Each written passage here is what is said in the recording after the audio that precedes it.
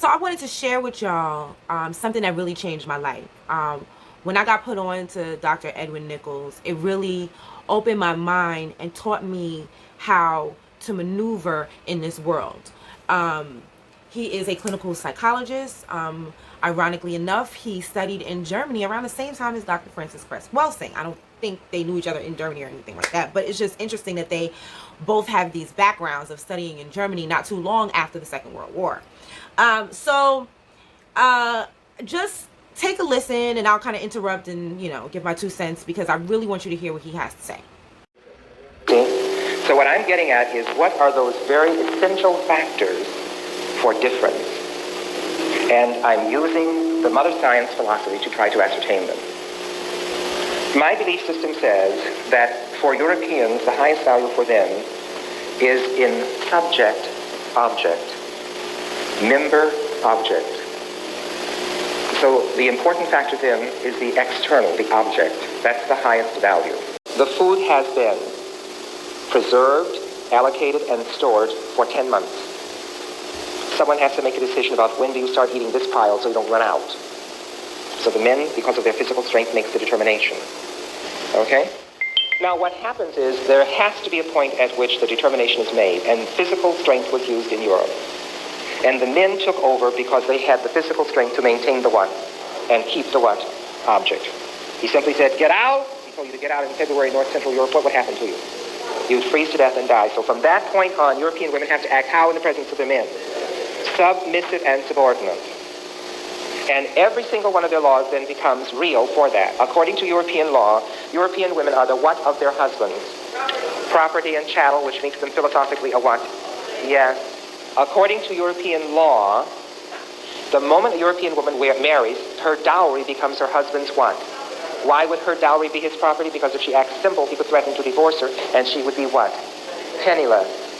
Now here's something else that came up. In order for them to control their women and to maintain discipline, they had the rule of thumb in English common law. And the rule of thumb says you have a right as a man to discipline your wife with what? A stick the size of your thumb. A stick the size of your thumb. So you give her a sound thrashing, but you don't damage the property.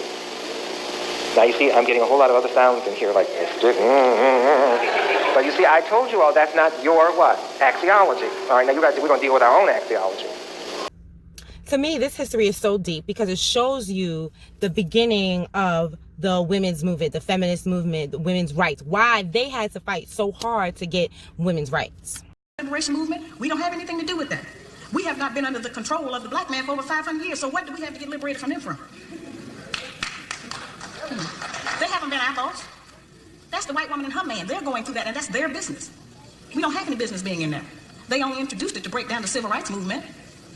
Civil rights movement started with the black man, the black woman, and the black child standing together, trying to plead for freedom, justice, and equality, and more benefits in the country that they had to have built.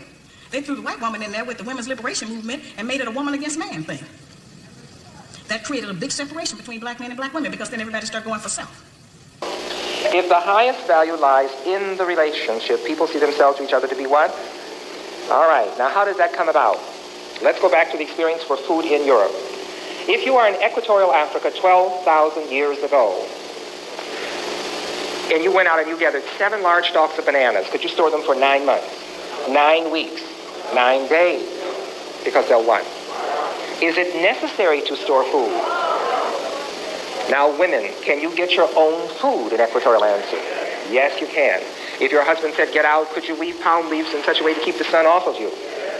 If there was a snake that came along, could you hit it with a stick and make it leave you alone? So according to Maslow's hierarchy of needs, black women in Africa can provide the first 3 essentials on the way to self-actualization: food, shelter, and safety. Now let's go to the next one. For us as blacks, for those that are Hispanic, those that are Arabs, the highest value lies in the relationship between people. So the highest value is between people in the relationship. It says people in this culture see themselves to each other to be what? Equal. If we are equal and you do something to treat me as less than equal, you have treated me with what? Yes, what do we call that in black English? There you got it. And what happens to people who did? Yes, they do. Do you see? See what's going on? Highest value is in the relationship. If you do something to treat me as less than equal, you've destroyed the relationship because you have disrespected me. Now let's go back to our European counterpart where the highest value is in the object.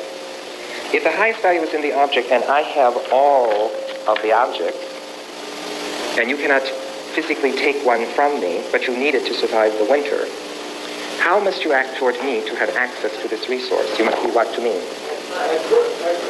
No. Subservient, subordinate. So we develop a hierarchy. You see the hierarchy that has to develop? You are subordinate to me, someone is subordinate to you, and so forth. You have a hierarchy. Now, let's see what the difference is between the two. If you have a hierarchy, because I have the object, then I can control your behavior and you.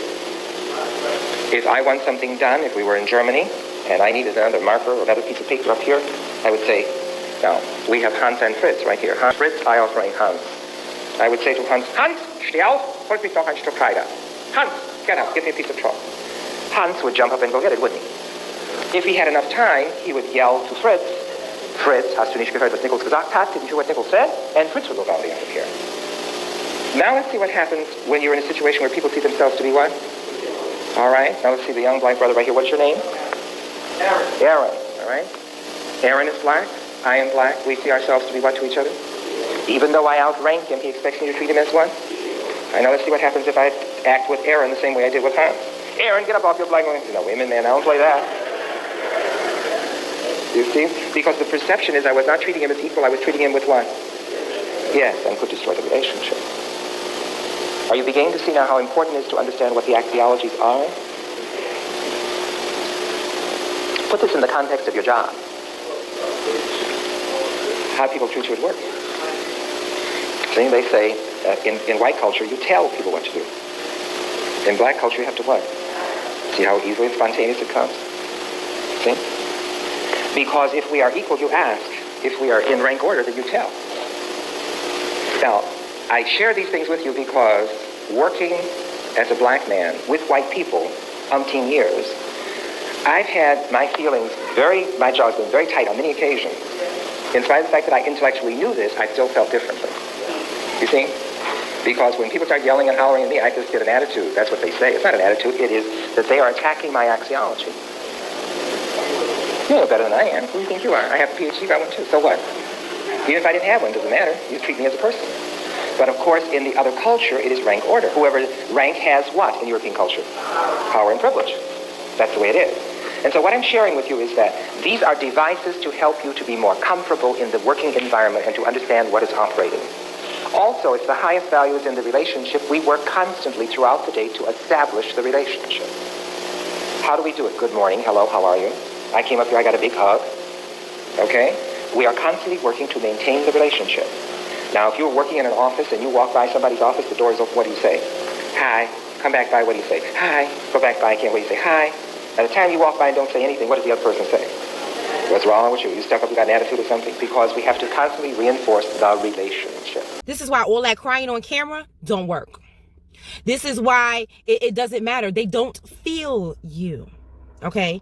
Now, and this is also why the politicians come at us the way they do. See, we don't study axiology, but they clearly do. They come to us, Hillary Clinton came talking about she got on a radio show talking about she had hot sauce in her bag, attempting to create a fake bond. Okay, Kamala Harris got on the radio talking about how she listened to Cardi B and she smoked weed, attempting to create a fake bond, a fake relationship that we could see through a mile away. Okay, so this is why they do things like that. All right, now to bring it on home with Dave East, they have all the objects. So you siding with them, like, you have lost your mind if you think that you can kick your brother under the bus and think that they're going to give you more objects. They're just going to they're going to dangle those objects in front of you and then snatch them away because you have alienated your base, just like they did to Steve Harvey. Now, I'm not reveling in what's happened, but after they made sure that he had alienated his base, they snatched his shows right from underneath him, even though he was number 4. So that is on the, entertainment section. But let's talk about, just interactions where they're calling the police on us. That's them attacking our axiology. They know that they are attacking our axiology, and they know and want you to respond emotionally. And that's why I say that we shouldn't be crying on camera and showing them any emotions, because that's what they're trying to get.